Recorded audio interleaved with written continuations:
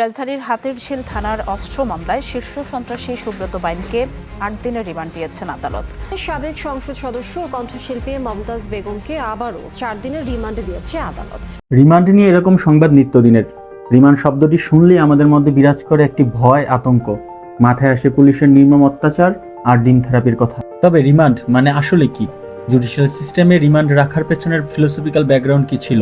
Remand কি অভিযুক্ত ব্যক্তিকে টর্চারের জন্যই মঞ্জুর করা হয়? রিমান্ডে টর্চার নিয়ে কি উচ্চতর আদালতের কোনো দিক নির্দেশনা রয়েছে? একজন নির্দোষ ব্যক্তিকে রিমান্ডে টর্চার এবং টর্চারের ফলে যদি সে মৃত্যুবরণ করে, সে কি কোনো ধরনের ক্ষতিপূরণ পেতে পারে? এইসব প্রশ্নের উত্তর নিয়ে আলোচনা করতে আপনাদের সাথে আছি আমি সাইদুর রহমান। ফিরছি ছোট্ট একটি ইন্ট্রোর পর, আমাদের সাথেই থাকুন।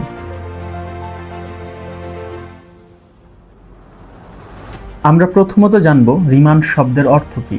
রিমান্ড বলতে বোঝায় আদালতের নির্দেশে কোনো একজন অভিযুক্ত ব্যক্তিকে পুলিশ হেফাজতে ফেরত পাঠানো, যাতে পুলিশ তাকে জিজ্ঞাসাবাদ করতে পারে এবং মামলার তদন্তে অগ্রগতি আনতে পারে। ফৌজদারি কার্যবিধির ১০০টি ধারার বিধান মোতাবেক কোনো একজন ব্যক্তিকে অ্যারেস্ট করার ২৪ ঘন্টার মধ্যে ম্যাজিস্ট্রেটের সামনে উপস্থিত করতে হয়। অভিযুক্ত ব্যক্তিকে ম্যাজিস্ট্রেটের সামনে উপস্থিত করানোর পর পুলিশের অসম্পূর্ণ ইনভেস্টিগেশন সম্পূর্ণ করার জন্য ১৬৭ ধারার অধীনে পুলিশ রিমান্ডের আবেদন করে থাকেন। Philosophical background of remand. বিখ্যাত English philosopher and jurist Jeremy Bentham তার বিখ্যাত বই An Introduction to the Principles of Morals and Legislation এর ১৩তম অধ্যায়ে লিখেছেন, শাস্তি নিজেই একটি ক্ষতিকর বিষয়, কিন্তু যদি সেই শাস্তি আরও বড় ক্ষতি প্রতিরোধ সহায়ক হয় তাহলে তা গ্রহণযোগ্য হতে পারে। দ্বিতীয়ত, থমাস হবস, একজন ইংলিশ ফিলোসফার যাকে father of modern political theory হিসেবে কনসিডার করা হয়। তার বিখ্যাত বই লেভিয়াথানে উল্লেখ করেন, মানুষ জন্মগতভাবে স্বাধীন হলেও নিরাপত্তাহীন স্টেট অফ নেচারে নিজেকে নিরাপদ ভাবতে পারে না। তাই সবাই মিলে রাষ্ট্রকে কিছু স্বাধীনতা দিয়ে নিজেদের রক্ষা করতে চুক্তিবদ্ধ হয়। এ রাষ্ট্র তখন নিরাপত্তার স্বার্থে কিছু কঠোর ব্যবস্থা নিতে পারে, যার মধ্যে রিমান্ডের মতো হেফাজতমূলক পদক্ষেপও অন্তর্ভুক্ত হতে পারে যদি তা আইনসঙ্গতভাবে হয়ে থাকে।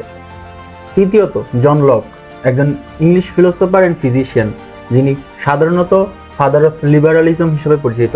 তিনি তার বিখ্যাত বই টু ট্রিটিস অফ গভর্নমেন্টে উল্লেখ করেন, মানুষ তার স্বাধীনতা ও সম্পত্তি নিরাপত্তা নিশ্চিত করতে রাষ্ট্র গঠন করে। এ রাষ্ট্র মানুষের স্বাধীনতা রক্ষা করবে, কিন্তু প্রয়োজনে আইনি কাঠামোর মধ্যে সীমিতভাবে হস্তক্ষেপ করতে পারবে, যেমন রিমান্ডের মতো ব্যবস্থা, যদি তা ন্যায্য ও সুনির্দিষ্ট আইনের ভিত্তিতে হয়।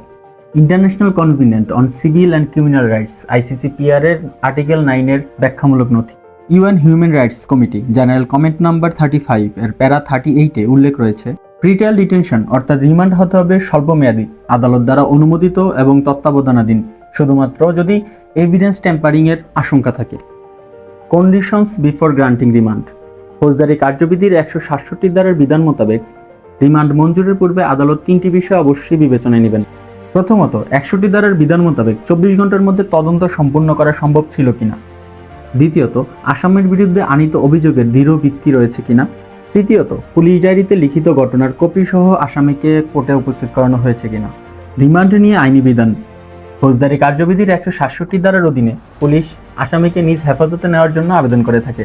তবে আশ্চর্যের বিষয় হচ্ছে, পুলিশ হেফাজতে নেওয়ার আবেদন করার বিধান ১৬৭ ধারায় উল্লেখ নেই। ১৬৭ ধারায় উল্লেখ রয়েছে, ম্যাজিস্ট্রেট গ্রেফতারকৃত ব্যক্তিকে সেরকম হেফাজতে রাখার নির্দেশ দিতে পারেন যেরকম তিনি উপযুক্ত মনে করেন। ১৬৭ ধারায় কোন অবস্থার প্রেক্ষিতে পুলিশ হেফাজতে দেওয়া যাবে তার কোনো নির্দিষ্ট উল্লেখ না থাকায় সাধারণত পুলিশ তার আবেদনে উল্লেখ করেন আসামির থেকে অপরাধ সম্পর্কে বিস্তারিত জানা এবং জিজ্ঞাসাবাদের জন্য রিমান্ডে নেওয়া প্রয়োজন। এখন আমরা জানবো ১৬৭ ধারার আন্ডারে রিমান্ড এবং ৩৪৪ ধারার আন্ডারে রিমান্ডের মধ্যে পার্থক্য কী।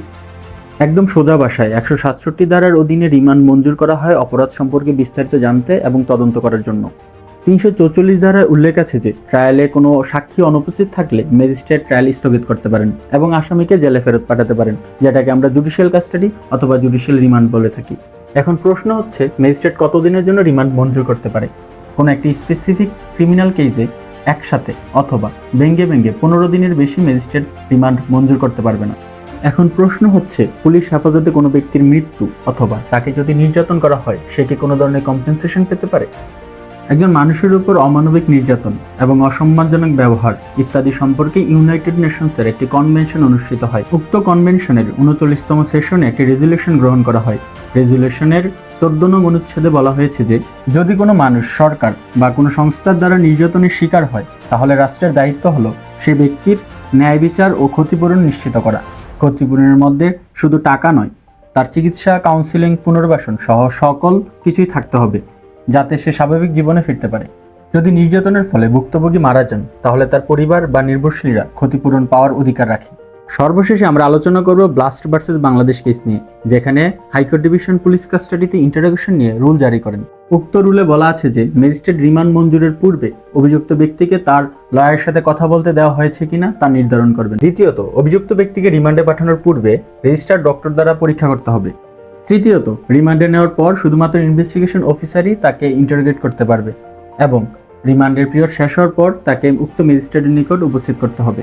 যদি অভিযুক্ত ব্যক্তি দাবি করে রিমান্ডে তার উপর টর্চার করা হয়েছে, তাহলে উক্ত ব্যক্তিকে ওই একই ডক্টরের কাছে পরীক্ষার জন্য পাঠানো হবে। যদি ডক্টর রিপোর্ট অনুসারে অভিযুক্ত ব্যক্তির উপর টর্চারের কোনো আলামত পাওয়া যায়, তাহলে ম্যাজিস্ট্রেট পিনাল কোডের 330 ধারার অধীনে উক্ত ইনভেস্টিগেটিং অফিসারের বিরুদ্ধে চার্জ গঠন করবেন। আজকের জন্য এই পর্যন্তই। দেখা হবে পরবর্তী কোনো এক ভিডিওতে। সে পর্যন্ত আমাদের সাথেই থাকুন। ধন্যবাদ।